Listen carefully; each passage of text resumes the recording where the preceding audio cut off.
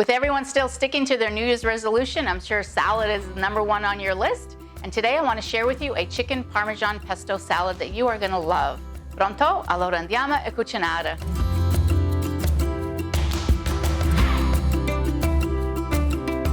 Ciao, my name is Lucia and thanks for tuning into Green Olive Cooking, where you are just a few ingredients away from a great meal. So I started with some chicken that I've cut up. You can use breast or chicken tenders or thighs or whatever kind of chicken you like is fine.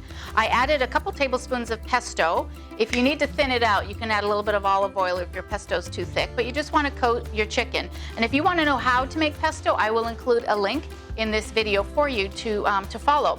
So we have a hot pan that I'm going to add my chicken to, and we just want to continue cooking until all the chicken is cooked. So here's a tip: if you're wondering if you've got a green avocado or not, you actually have this little stub right here. If you actually open up the stub and you see a nice green color inside, that means your avocado is ripe.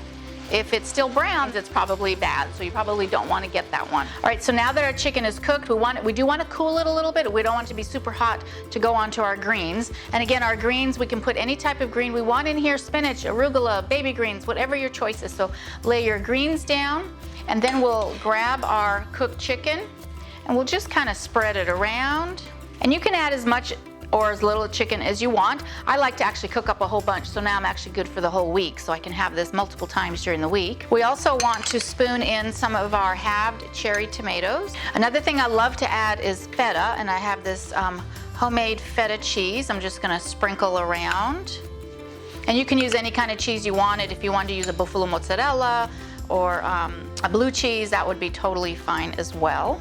I also like to add shavings of Parmesan cheese on top of this, and some avocado. And then I will take some of my pesto and I will just kind of drizzle a little bit all over the salad.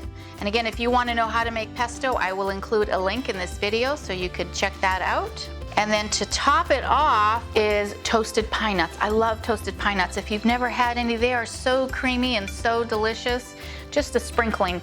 If you don't want to use toasted pine nuts, you could do chopped up pecans or almond slices or whatever kind of nut you like. But this is just a beautiful salad. It's really rich, a lot of protein, and it's going to get you through the day.